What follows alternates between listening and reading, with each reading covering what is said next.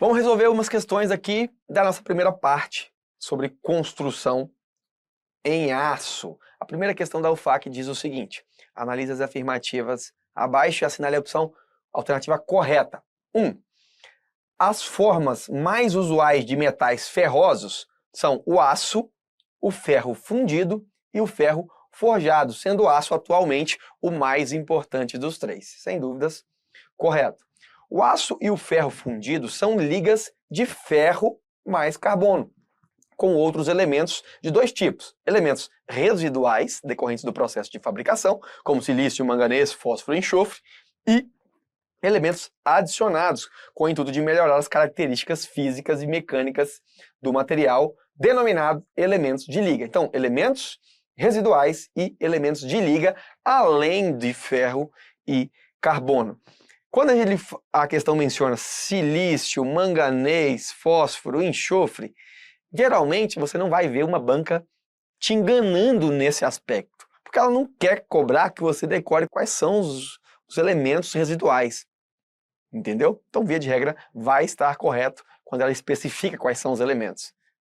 Não se exige que saibam todos eles. De um modo geral, o que ela queria nessa questão, ver ferro e carbono mais elementos residuais e elementos de liga. Esse é o nosso aço e também o nosso ferro fundido, com maior ou menor grau de elementos de liga, né? E diferentes teores de carbono, obviamente, que é o marco divisório entre ferro fundido e aço. 3. O aço é a liga ferro-carbono em que o teor de carbono varia de 0,008% até 2,11%. Veja que isso daqui é uma conceituação literária. A norma fala até 2%, o que não faz com que essa questão esteja errada. Essa questão está correta, a alternativa correta. 4. O carbono aumenta a resistência do aço, porém o torna mais frágil. Falamos sobre isso na aula teórica. Correto também. E por último, na verdade ainda faltam duas, a nossa quinta afirmativa diz o seguinte: aços com baixo teor de carbono têm menor resistência à tração, porém são mais dúcteis. Ou seja, nós vimos isso, o carbono aumenta a resistência, porém diminui a ductilidade. Correto também. E por último, as resistências à ruptura por tração ou compressão dos aços utilizados em estruturas são iguais. Falou de aço estrutural, tração e compressão igual, variando num limite muito amplo de 300 até valores acima de 1.200. Todas as afirmativas estão corretas. Muito bom essa primeira questão da UFAC, que faz uma revisão geral de toda a nossa aula teórica, que nós vimos praticamente um resumo da aula teórica. Questão da FCC. O aço das estruturas metálicas é uma liga formada basicamente de elementos ferro e carbono. Sobre a adição de carbono, é correto afirmar que o teor máximo de carbono é de 17%? Não, a gente viu ali 2,11%. O carbono aumenta a resistência do aço, ok, porém o torna mais dúctil? Não, torna mais frágil. Errado. O carbono diminui a resistência. Errado. O carbono não diminui a resistência do aço. E sim, o carbono aumenta a resistência do aço, porém torna mais duro e quebradiço. D. O aumento do teor de carbono facilita as aplicações de soldagem. Não, a soldabilidade fica prejudicada quando nós aumentamos o teor de carbono. Portanto, só nos resta a alternativa E. O aumento do teor de carbono produz uma redução na ductilidade do aço. Então, se torna um material menos dúctil, ou seja, que sofre menores deformações, se rompe com menores deformações. Compre. O aço é um dos materiais mais utilizados no mundo, sendo o teor de carbono da sua composição química o elemento preponderante dentre suas propriedades físicas e mecânicas. No caso particular do aço utilizado nas estruturas de concreto armado, esse teor atinge o valor máximo apropriado de 2,11%, embora aqui nós estamos falando de construção em aço, estruturas de aço, o aço que é utilizado no concreto armado também é o nosso aço carbono, portanto, limitado aí a 2,11% de teor de carbono. Uma liga de ferro-carbono com no máximo 2,11% de teor de carbono. Construção metálica e utilização do aço estrutural mostram diversas vantagens e desvantagens. Abaixo apresentam-se alguns exemplos de desvantagens na utilização do aço estrutural em edificações. Assinale a alternativa incorreta. Alternativa A: limitação de execução em fábrica, em função do transporte até o local de sua montagem final. Então ele quer saber qual dessas não é uma desvantagem. Todas são desvantagens, com exceção de uma. A limitação da execução em fábrica é uma desvantagem. Sim, temos limitações. Necessidade de tratamento superficial de peças contra a oxidação é uma desvantagem? É, eu não preciso fazer esse tratamento em peças de concreto, por exemplo. Necessidade de mão de obra e equipamentos especializados para sua fabricação e montagem é uma desvantagem também. Limitação no fornecimento de perfis estruturais. Não tenho o perfil que eu quero, tenho que me limitar ao catálogo do fabricante. E por último, ele impossibilidade de reaproveitamento dos materiais em estoque. Na verdade, isso não é uma desvantagem, ele é inclusive um material reciclável, pode ser reutilizado, reforçado e substituído com facilidade, muito mais facilidade do que as estruturas de concreto. Portanto, o gabarito letra E. Isso não é uma desvantagem. Instituto Mais. A execução dos telhados em estrutura de perfis em aço galvanizado tem grandes vantagens, principalmente para o meio ambiente. Sobre essas vantagens, assinale a alternativa incorreta. Preservação das florestas nativas, alta resistência contra intempérie. Bom, via de regra, é um material reciclado, preserva, porque não é uma madeira que está sendo consumida aqui. Alta resistência contra intempéries, sim, é uma vantagem das estruturas em aço. Aqui no caso está falando do aço galvanizado, que é um aço que está protegido aí. Nós vamos falar sobre o aço galvanizado e sua proteção com zinco na aula apropriada, no momento apropriado. Imune ao ataque de cupim, montagem mais rápida. Ok. Alto custo de frete, maior peso total e não empena. Isso, alto custo de frete, maior peso e não empenar, está incorreto. Por quê? Não é uma vantagem da estrutura o alto custo, nem o seu maior peso. Na verdade, é que ele não tem maior peso total, o custo do frete possivelmente pode ser elevado, mas não via de regra, e falar que ele não empena também está incorreto, né? Ele pode sim sofrer o processo de empenamento, inclusive durante o transporte. O aço galvanizado é 100% reciclável e não propaga fogo. Está correto. Portanto, ficamos aqui com o gabarito letra C, sobre uma desvantagem, né? Uma afirmação, inclusive, errada aqui sobre a estrutura em aço.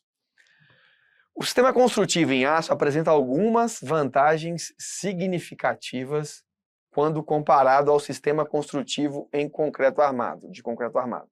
Uma das maiores vantagens é por serem mais leves. As estruturas metálicas podem reduzir em até 30% o custo da fundação. Isso é um dado. A questão está trazendo esse dado para a gente. Pode reduzir o custo da fundação. Uma estrutura de aço pode ser até 30% mais leve que uma estrutura de concreto armado. Mesmo o peso específico do aço, 7.850 kg por metro cúbico, sendo mais de 3 vezes o peso específico do concreto. Por quê? Por que isso acontece? Estruturas em aço resistem bem apenas a esforço de compressão? Não. Estruturas de aço são mais esbeltas que as estruturas de concreto armado. Correto? Estruturas de aços resistem bem apenas aos esforços de tração? Não. Não.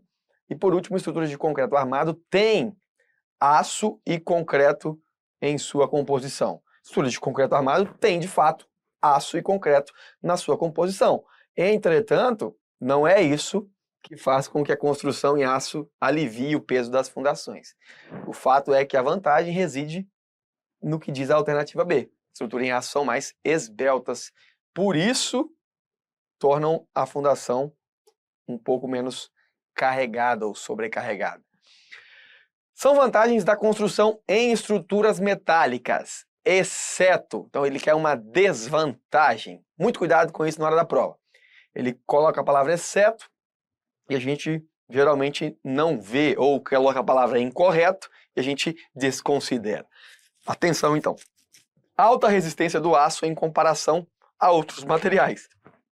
Vantagem, ok, correto. O aço é um material heterogêneo de produção controlada. Material altamente homogêneo e isotrópico. Portanto, isso daqui está errado. Vamos ver o restante.